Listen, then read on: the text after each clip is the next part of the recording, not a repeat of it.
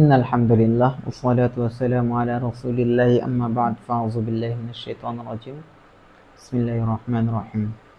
আমরা গত ক্লাসে ফাইল পড়েছিলাম, দাখিল অষ্টম শ্রেণী আরবি দ্বিতীয় পত্রের এই অধ্যায়ে আমরা ফাইল পড়েছিলাম। এখন আজকে পড়ব নায়েবে ফাইল। কি পড়ব? নায়েবে ফাইল। নায়েবে ফাইল জানার জন্য আমরা দুই ধরনের কিছু বাক্য দেখব। আল্লামাল্লাহুল কোরআন, আল্লাহ কোরআন শিক্ষা দিলেন। খলাকাল্লাহুল ইনসানা দাঈফা, আল্লাহ তাআলা মানুষকে দুর্বল করে সৃষ্টি করেছেন। এখন দ্বিতীয় বাক্য, উল্লিমাল কোরআন, কোরআন শিক্ষা দেওয়া হলো। খলিকাল ইনসানু দাঈফান, মানুষকে দুর্বলভাবে সৃষ্টি করা হলো। এই দুই ধরনের বাক্যই দেখলাম, তাই না? উপরের উদাহরণগুলো থেকে লক্ষ্য করলে দেখা যায় আলিফ অংশের বাক্যগুলোতে আল্লাহ শব্দটি হলো ফাইল, কর্তা। যেমন আল্লামাল্লাহুল কোরআন, আল্লাহ তাআলা কোরআন শিক্ষা দিলেন। তাহলে কি কোরআন শিক্ষা দিল? আল্লাহ। কর্তাকে? আল্লাহ। খলাকাল্লাহুল ইনসানা দাঈফান, আল্লাহ তাআলা মানুষকে দুর্বল করে সৃষ্টি করেছেন। তাহলে কর্তাকে? আল্লাহ। আল্লাহ মানুষকে সৃষ্টি করছে। তাইলে বা অংশে দেখো, ফাইলকে উল্লেখ না করে তার স্থলে কোরআন বা ইনসানকে উল্লেখ করা হয়েছে। দেখো, উল্লিমাল কোরআন, কোরআন শিক্ষা দেওয়া হলো। ফাইলকে উল্লেখ করা হয়। ফাইল জানা না থাকলে তদস্থলে মাফউলে বিহিকে উল্লেখ করা হয়, করার নাম হলো নায়েব ফাইল। তবে শর্ত হলো ফাইলটি মাজহুল এর সিগা হতে হবে। ফাইল জানা, উল্লিমাল কোরআন, কোরআন শিক্ষা দেওয়া হলো। কে শিক্ষা দিছে? কে শিক্ষা দিছে এখানে জানা আছে? জানা নাই। খলিকাল ইনসানু দাঈফা, মানুষকে দুর্বল করে সৃষ্টি করা হলো। এখানে কর্তা কে? কে তৈরি করছে? দেওয়া আছে? দেওয়া নেই। ফাইল জানা না থাকলে তদস্থলে মাফউলে বিহিকে উল্লেখ করার নাম হলো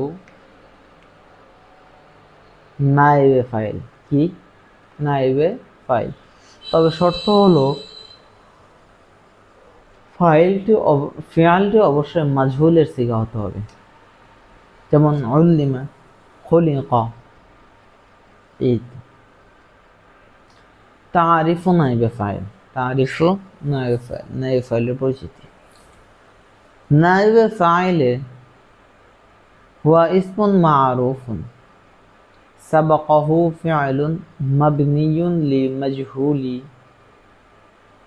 হাওয়াল্লা মাহাল্লাল ফাইলি বা'দা হাসফিহি, এমন পেশবিশিষ্ট ইসমকে নায়েবে ফাইল বলে। এমন পেশবিশিষ্ট ইসমকে নায়েবে ফাইল বলে যার পূর্বে একটি ফিআইলে মাজহুল উল্লেখ থাকে। ফিআইলে মাজহুল উল্লেখ থাকে এবং যেটি ফাইলকে বিলুপ্ত করার পর পদস্থলে আসে। ফাইলকে বিলুপ্ত করার পর পদস্থলে আসে।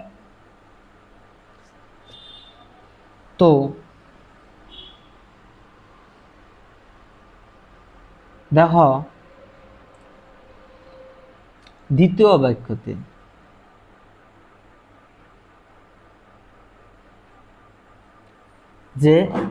দ্বিতীয় বাক্যগুলোতে দেখো তুমি পেশ বিশিষ্ট আছে।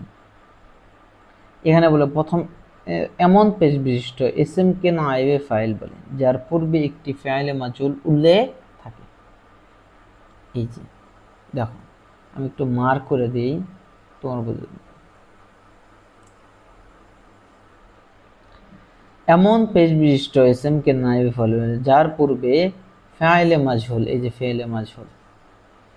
ফেয়ালে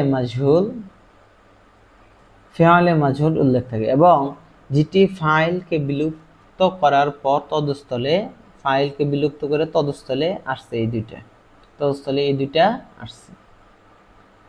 নায়েবে ফাইলের পর ফাইলকে ওয়াহিদ তাসনিয়া জমা এবং মুজাক্কার মুয়ান্নাস ব্যবহার করার ব্যাপারে ফাইলের ক্ষেত্রে বর্ণিত নিয়মাবলী প্রযোজ্য হবে।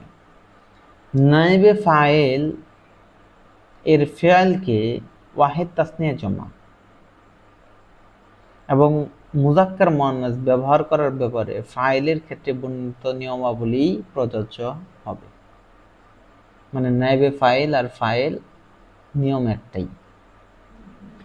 বিভিন্ন কারণে ফেয়ালে মাজহুল ব্যবহার করা হয়, তার মধ্যে প্রসিদ্ধ কয়েকটি হলো ফাইল জানা না থাকলে, যেমন সুরিকাল কলামু, কলমটি চেরো হলো। ফাইল খুব প্রসিদ্ধ হলে খলিকাল ইনসানু দাইফান, কে সৃষ্টি করছে আমরা জানি, মানুষকে কে সৃষ্টি করছে? আল্লাহ তাআলা, এটা আমরা জানি, এই জন্য প্রসিদ্ধ হলো। বাক্যকে সংক্ষিপ্ত করতে উতিতুল কিতাবা, আমি কিতাবটি প্রাপ্ত হয়েছি। বুঝতে পারছো সবাই?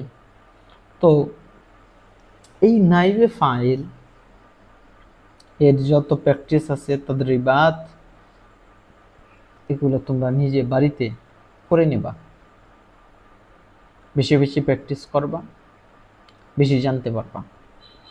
তো সকলে এগুলো বেশি বেশি প্র্যাকটিস করবা। আর কোনো জায়গায় কোনো সমস্যা থাকলে কমেন্ট করে জানাবা, ইনশাল্লাহ সমাধান দেওয়ার চেষ্টা করব। সকলে ভালো থাকো, সুস্থ থাকো। আসসালামু আলাইকুম রহমতুল্লাহি ওয়া বারাকাতুহু।